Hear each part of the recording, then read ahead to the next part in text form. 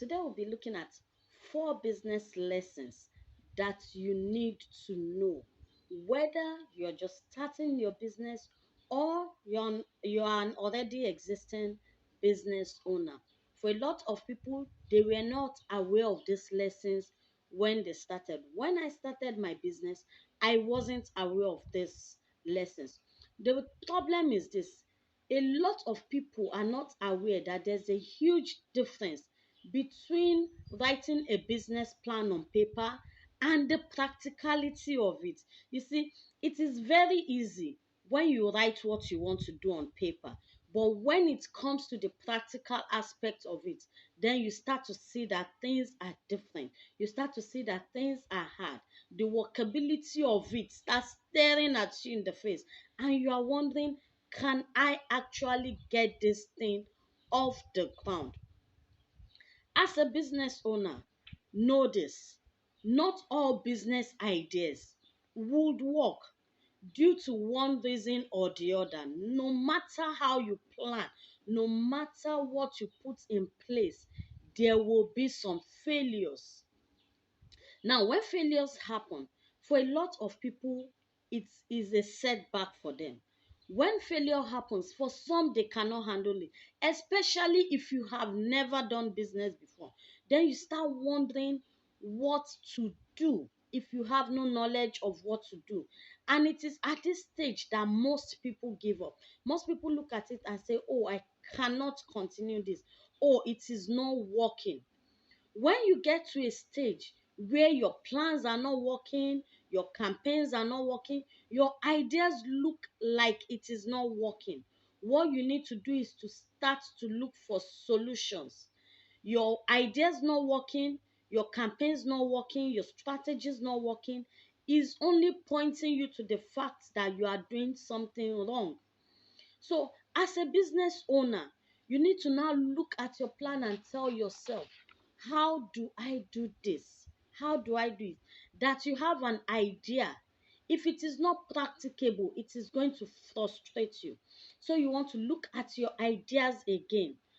How do I make it practicable?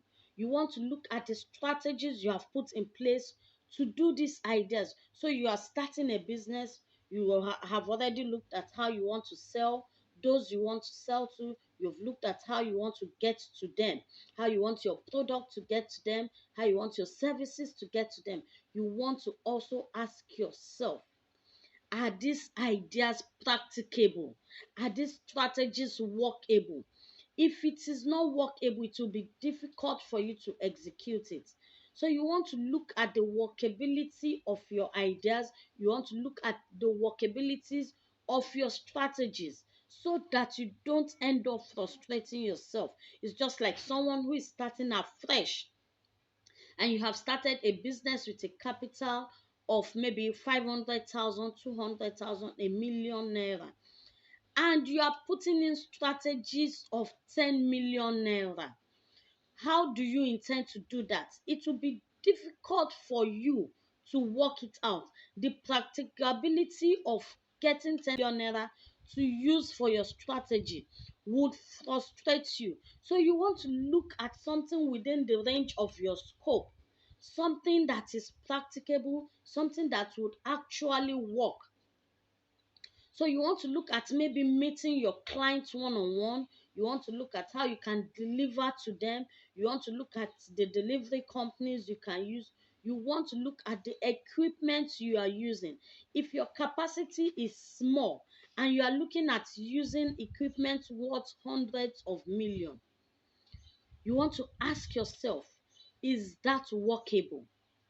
Is it? If you have 10 million to start a business and you are looking at using 5 million for adverts, you want to look at the workability of that. You see, most times when you plan for your business, you need to ask yourself, are these plans workable? So it's not about planning, it is about the workability of your strategies, the practicability of the ideas of your plan. So that is a business lesson you must have in mind. I am starting my business. or I am already starting. So you need to open your eyes and look at this. Is my planning faulty? Is my idea faulty? Is my strategy faulty? If you have a faulty strategy, you have a faulty idea, you will be frustrated to closing up. So you want to look at that. That is business lesson one. Two, business lesson two. Perfection is the enemy of progress. Perfection is the enemy of progress.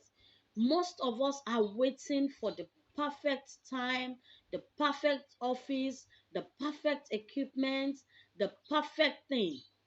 Don't wait for perfection. Perfection kills the drive you have for business. Start where you are with what you have. I remember when I started my business, I started from the comfort of my home and I grew. So, business lesson two, perfection. Don't wait for perfection. If you have an idea and it is workable, it is practicable, see how you can start it now. See how you can start it with what you have.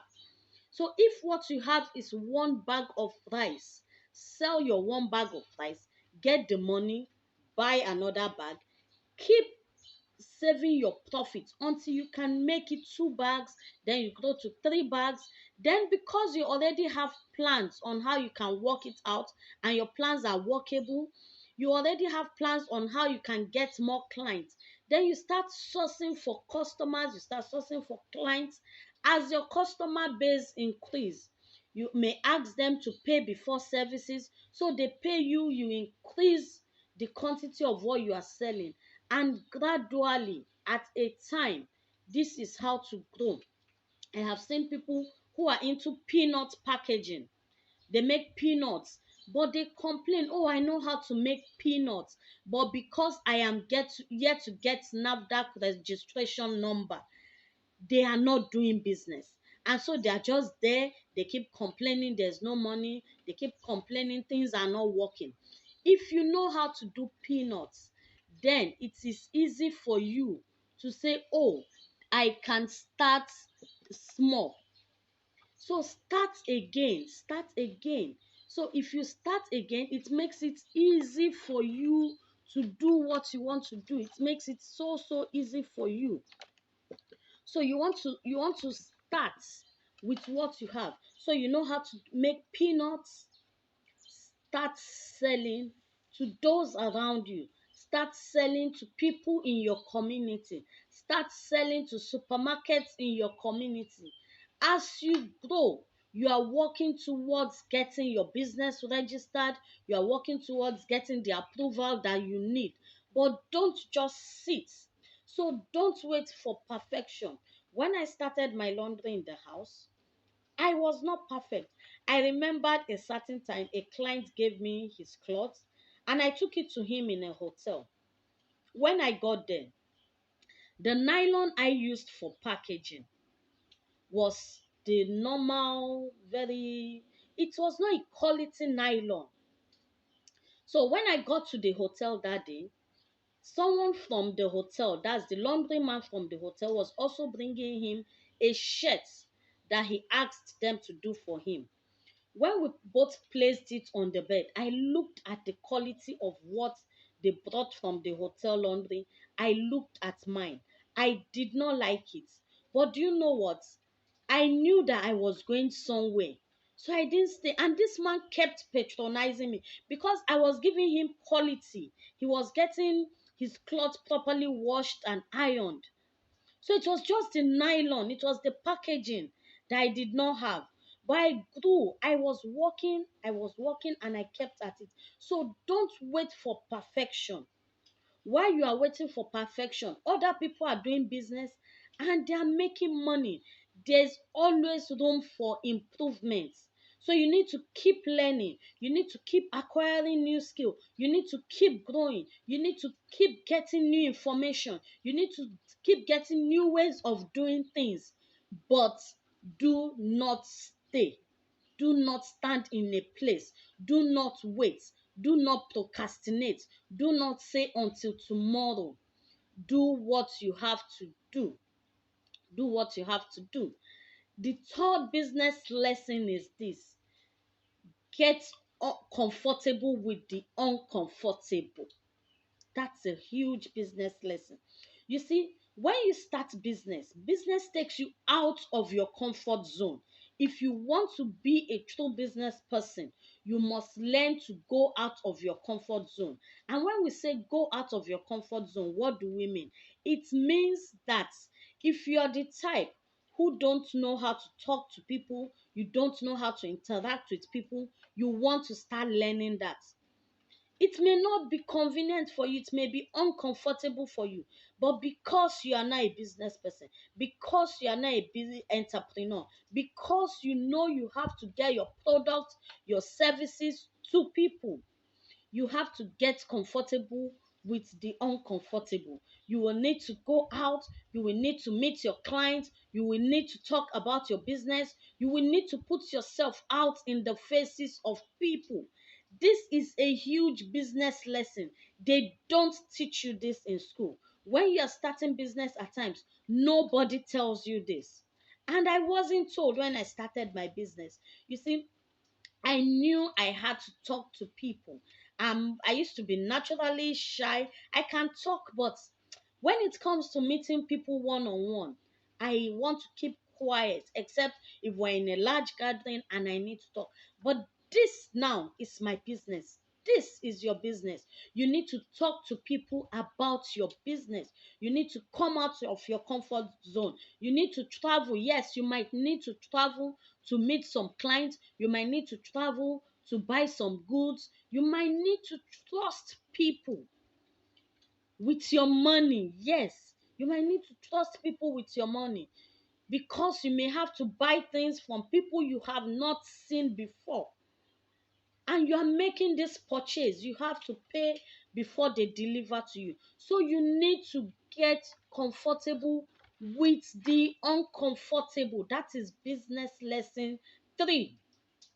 Business lesson 4: you need to put systems and routines in place. Yes, a lot of us feel we can do it all. When it comes to business, there is no doing it all. There's no doing it all. Yes, in the beginning, you may have to do it all, but as you grow, you would need to delegate your business.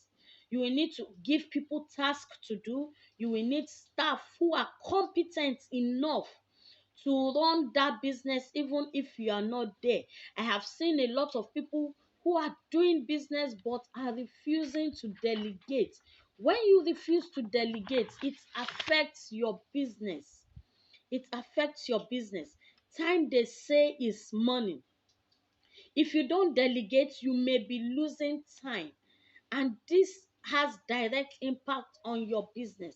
This has direct impact on your business, because while you are attending to 1, 2, 3 persons, another person should be handling 4, 5, 6 persons. The next people, the next clients, the next customers, there should be someone attending to them. When you refuse to delegate, it has effects on your health. You see, because we say business is tasking, and it tends to take a toll on your health. This is one reason why you should delegate. Because in a situation where you have to travel, you have to move around, you have to do different things, you cannot afford to be doing it all. You cannot say, oh, I am going to do it all. You will need to people that would help you do this. Yes, I know you're excited. I know you want to grow, but remember, you can only achieve these things we are talking about. You can only achieve this growth we are talking about if you are alive. Own your business. Be in control. Work smart. Know your limits. With these business lessons, if you can follow it, it makes your business growth smooth. It makes it easy for you to do certain things. It makes it easy for you to to keep being in business. It makes it easy for you to keep being in business. You don't want to start that business and tomorrow you have closed down. You want to always be in business. So invest in your health, invest in your sanity, invest in your business. Until I come your way again, thank you for watching.